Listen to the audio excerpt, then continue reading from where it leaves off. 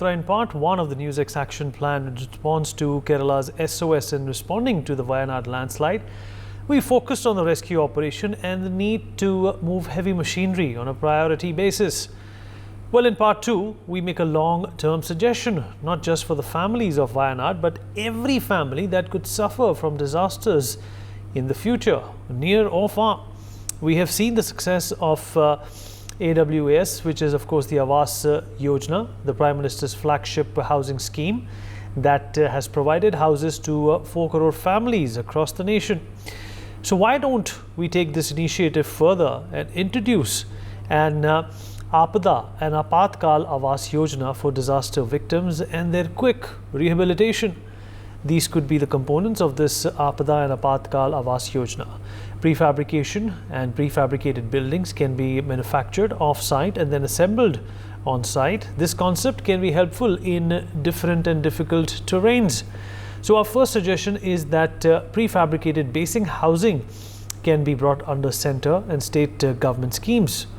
The second component adds, another category to the eligibility for Awas Yojana homes. Disaster victims, regardless of their economic background, must be made eligible for PM Awas Yojana to allow immediate expedition of these houses. The third component becomes very critical. We need to provide specialist blueprint guidelines for these houses depending on the location and the disaster their area might be prone to.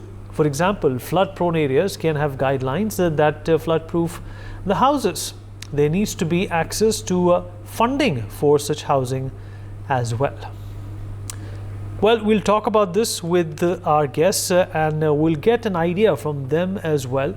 Various inferences can be drawn as to what they feel is the right approach to tackling this perennial problem that is also perhaps a part or small part of climate and climate change. Mr. Dikshu Kukreja, infrastructure expert, joins us on the show. Mr. Sumit Peer, senior political commentator, is also with us on the program. Ravi Prakash Arora, former IAS officer, joins us on the show as well. Last but not the least, Mr. Yogesh Kotri, civil engineer, with us on the program as well. Dikshu Kukreja, I'll begin with you. Well, first up, why do you think this is such a big problem? And why do you think that, even 75 years after our independence, we're still grappling with a known issue which only requires perhaps a push by the government, central and state, in the right direction, perhaps a little bit of awareness and planning. Weather is predictable, terrains are predictable, how they will act under weather or rains, that is also predictable. You don't go to mountainous regions when it's snowing or if it's raining. Then why aren't we able to do something about this perennial problem that occurs every year, kills hundreds of people, and then we forget about it? Is there something that needs to be done right now? Because adding up 270 people year on year for the last 75 years, we have lost thousands of people to these accidents. Dikshu. Absolutely, Vineet. It is a perennial problem, and I would say I'm going to probably end up taking the rest of your show if I was to give a comprehensive answer to it, but obviously I have to be really brief here. I would say there are different facets that we need to look at. One is that roti kapda makan. This is something we've been hearing for decades, ever since our independence, that this has been the need of the population. How are we meeting it? Today, we are in the 21st century. We need to understand the technology that is available to us, so many means and methods that are available to us. And I think always I believe that when there's a will, there's a way. The problem here we still continue to seem to hang on to is that human life is not accorded the kind of value that other parts of the world people do. If we are moving towards becoming a developed nation, we need to change our mindset. The powers that be, the local administrators, the bureaucrats, everybody needs to understand that, every human life has a value and we cannot afford to lose that human life.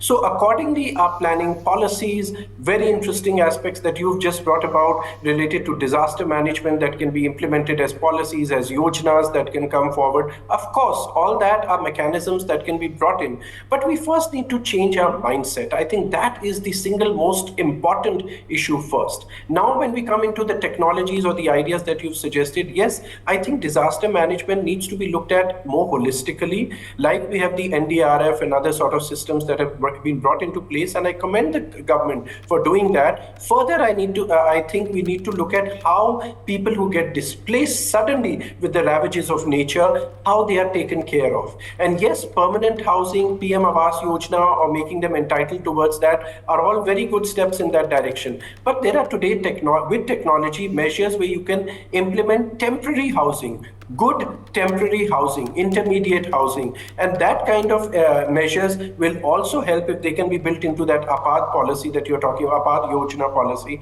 that comes in for interim measured housing. I think that will also be very helpful. So lots of ideas that can be brought in, but first and foremost, I would say change in mindset, and second, we cannot play with nature. The way we are ravaging the environment, these are sort of repercussions we are getting to face. We build where nature has its downstreams. The Wayanad case is an example. We're seeing what is happening in urban areas like Delhi. All these places, first we are destroying the natural way, whether it's the rainfall, the flow of the water, or whether it is the scarcity of water and conservation of water in dry areas, or it is the reckless felling of trees. There are many, many things that in the cost of development, in the name of development, I would say, we are going ahead and doing to nature. And as a result, this is the backlash we are facing too. So sensitivity towards sustainable environment design, I think, is also very critical as we move towards more and more urbanization.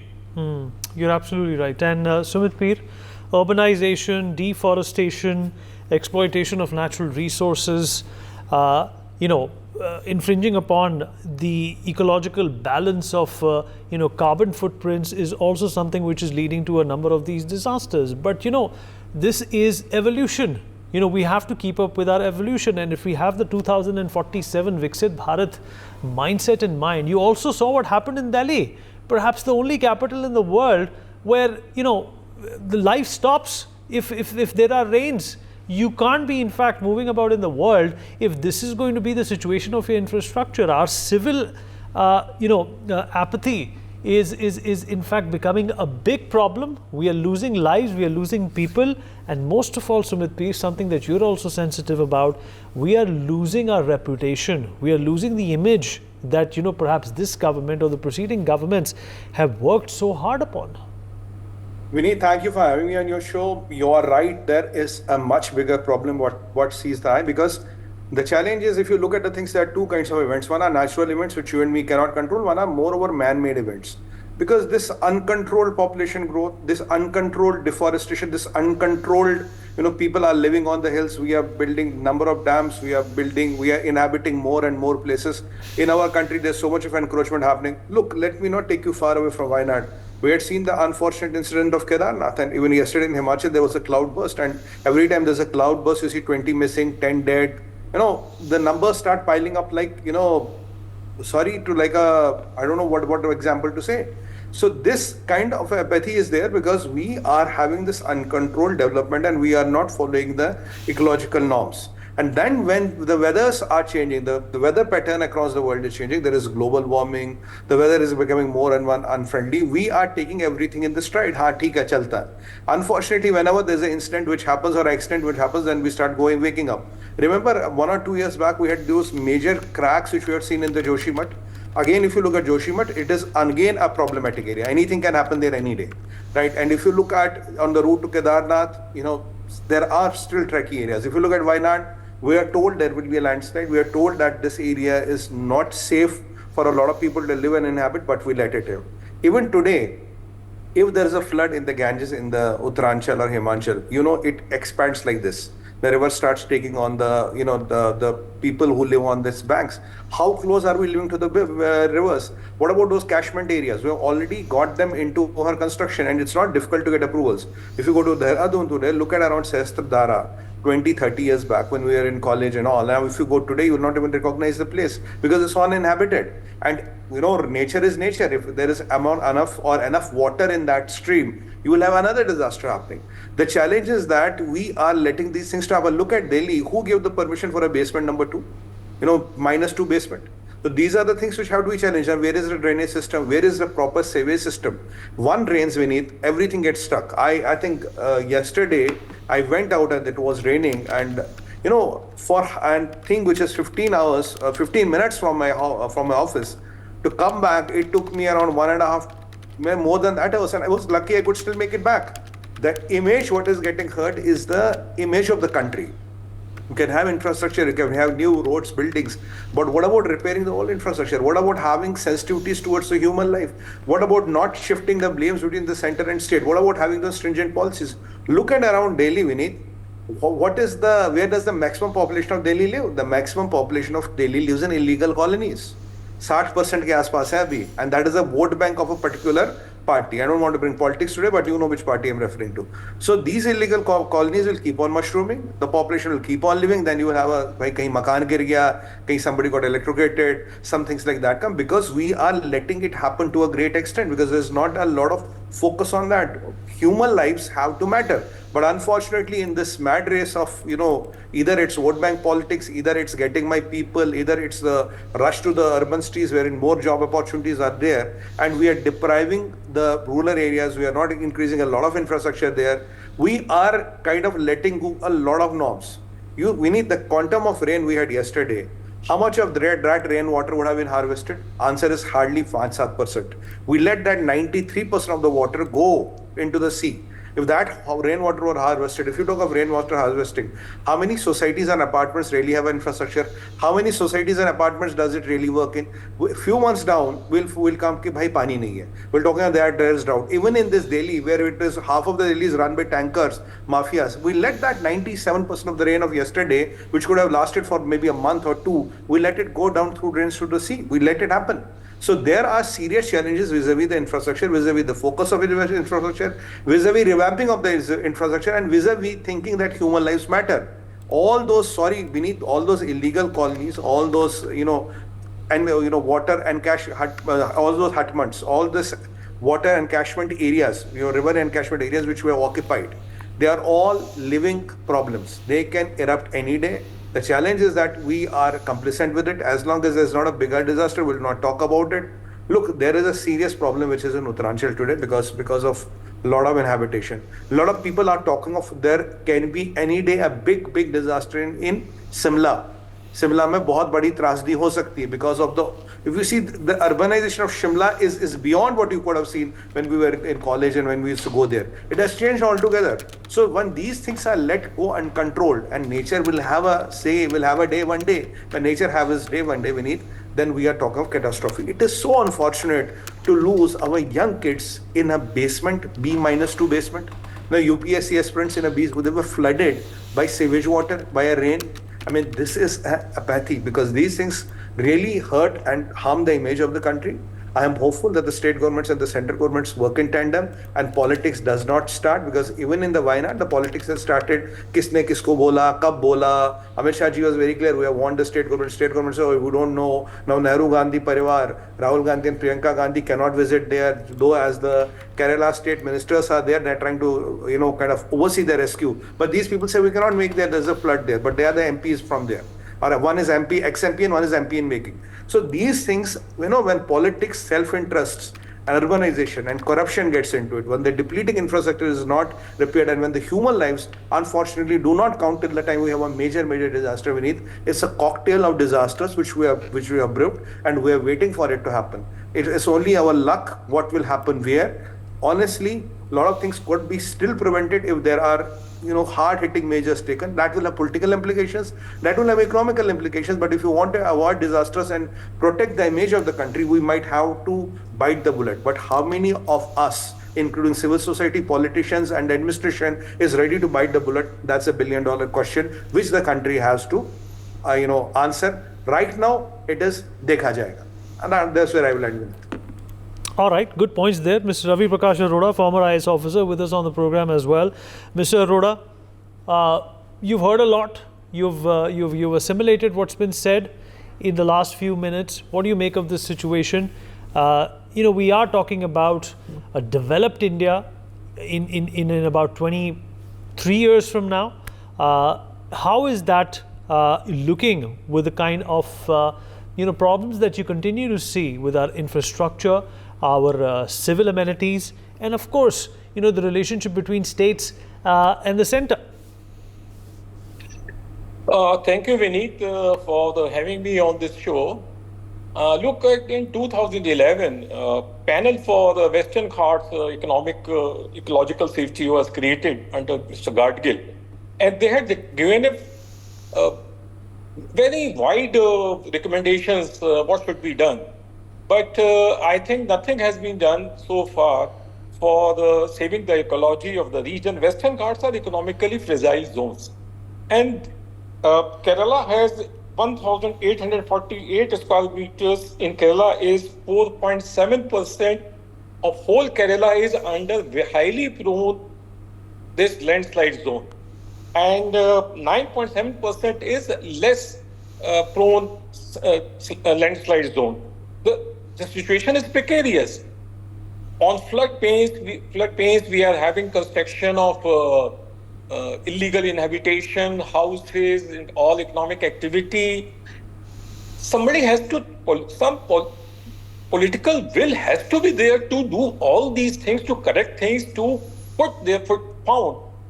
But what is happening is that the industries, local people, and the state government, they all combine to put a stop on all the reforms which have to be done. Local people, they want, if their area is declared, the area should have been declared economically sensitive zone, and no construction should have been allowed there. No new hill station should be allowed there. No power plants, hydro power plants be allowed there. No big wide in the air, wide air energy plant should have been put there.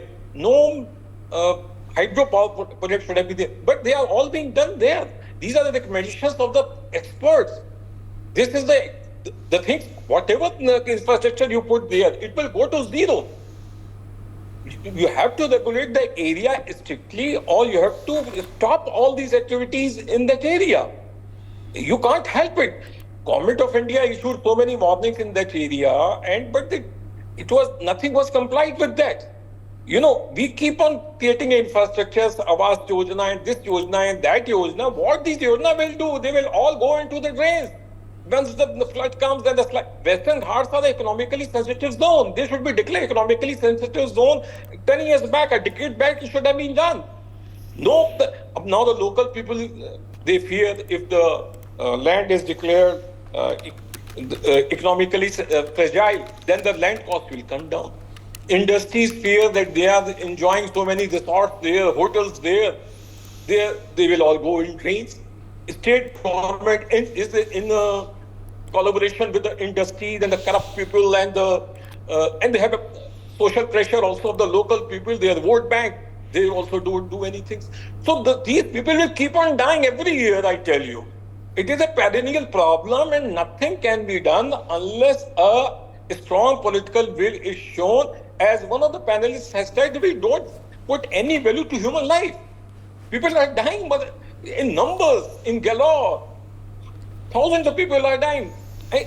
In Kerala, out of more than 3,000 landslides in the country, more than 2,000 were in Kerala only in the last 10 years. 59%. The area is economically fragile, and you are doing nothing. So that is the basic thing. The climate change is happening there. So you have to take measures for mitigating the adverse climate. What are the mitigating factors? There should be no deforestation. There should be no urbanization in the floodplains and all that. But this is happening. Just the greedy estate builders and all that, they are mercilessly erecting structures in Dehradun, say Shimla, you see, then Delhi, see, there is no regulation. Nobody is going to stop there. See the condition of the urbanization in the country. It is being extended without any planning, mushrooming, and a very, very bad phase. It looks very shoddy. But this is what only I had to say. Thank you very much. All right, concluding thoughts from all our panelists. Dikshu Kukreja, what do you think should be done from here? You know, obviously, Dikshu, are you there with us? All right, Dikshu is not there with us. Sumit Peer, what do you think should be done from this point onwards? We obviously are, in a quandary at this point in time. And, like Mr. Arora also said, that human life has no worth in our country. 270 people, had they died in the United States in a terrorist attack, you know, they would have declared war the next day on whoever they thought was responsible for something like that. But you know, why are we so passive about you know, these deaths, and when is this going to be changing for good, and what does the government need to do? You know, somebody also mentioned the political will, Sumit. Somebody also mentioned that there has to be political intent. I think it's there. But do you think there is also a challenge with the federal structure when it comes to the states and the center getting along, the allocation of funds, and what needs to be prioritized first? You know, these are all big questions that necessitate, Sumit, a strong response, a strong you know, category of actions. Vineet, what you rightly said, that if these people were killed in America, America would have declared a war. And I'm telling you, if these people would have killed somewhere in Israel, they would have eliminated the enemy by now, because Israelis have a very fast record of delivering justice. We've seen in the last couple of days. Now, coming to the discussion here, Vineet, the point here is that, look, there is an economic interest, there is a political interest, there is a local regional interest, and there is urbanization, which has become as a cocktail. What we need to do is we need to sensitize all these things as a national issue. And if we want to declare it as a national issue, there should be a pan-national policy for this. And this should be applicable across the states. Because if you keep it between the state and the center, then what my fellow co-panelist was rightly saying, that out of, you know, if 59% of the landslides happen in Kerala, and yet the Kerala government is doing nothing, yet the ex-Kerala MP is only talking about Mahabharat ka gyan in the parliament and not deciding to go there. So look, there is a political apathy there. The people are left to die. That is the unfortunate factor. And these are the same people who vote people to the power. The challenge is here, can we as a nation get together, and firstly, we need, the most important thing is recognize this as a perennial problem, recognize this as a developing cancer. If we recognize it, we'll have the remedy, we'll get the thing sorted out. But if we want to pass on the buck, maine tumhe pehle bola tha, he'll say, you never told me, you should have acted, you never act, I'll say, you never sent the NDRF, I'll say, you never allocated me the funds. Then in that thing, you know, if the people of the country can become a shuttlecock, you know, which is thrown from this end of the court to other end of the court, till the time it falls and somebody gets a point, somebody loses a point. That is how the human life will be treated, and unless until this country recognizes this as a national problem. And we need, your channel is doing a fantastic work by highlighting this issue. It's not about Wayanad. It is so many tinder boxes of disaster which are brewing everywhere. And let me tell you, sir, nature will one day have its way, because nature is supposed to be like that. There is supposed to be a fire, there is supposed to be an earthquake, there is supposed to be a catchment area. Aaj to hum catchment area mein, we have opened restaurants और हम तो वहाँ सब्जियाँ उगा रहे हैं. So, you know, when these kind of things happen, we are inviting the trouble. We are letting nature, we know nature will do it one day, but still we are willing to take that cost. So as a country, as a civilization, as a community, are we willing to take that cost? That is the first thing we have to do. And there will be some tough economic and political decisions which have to be taken. Let the central government formulate a policy, and let states be mandated to follow that policy. For more such videos, subscribe to the NewsX YouTube channel, hit the bell icon.